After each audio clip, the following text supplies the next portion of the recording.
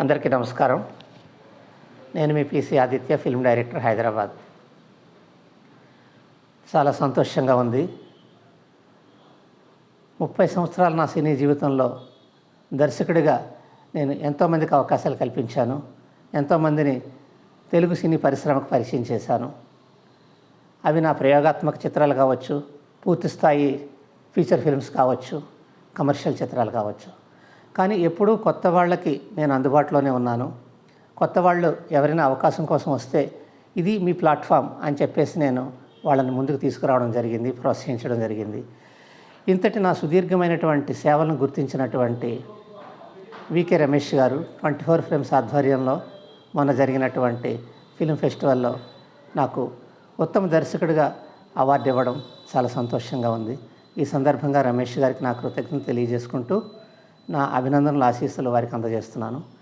ఈ అవార్డును కూడా ప్రముఖ నటులు, ప్రముఖ రాజకీయ నాయకులు, మాజీ పార్లమెంట్ సభ్యులు శ్రీ మురళీమోహన్ గారి చేతుల మీదుగా అందుకోవటం నాకు చాలా గర్వంగా ఉంది.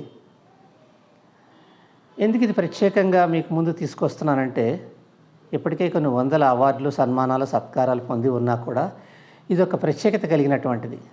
అదేంటంటే సుమారు 50 మంది దర్శకులు, నా తరం వాళ్ళు, ఈ తరం వాళ్ళు కూడా కష్టపడి ఖర్చు పెట్టి ఒక సుమారు 50 షార్ట్ ఫిలిమ్స్ ఈ పోటీలోకి రావడం జరిగింది. అందులో నా షార్ట్ ఫిలిం కూడా ఉంది.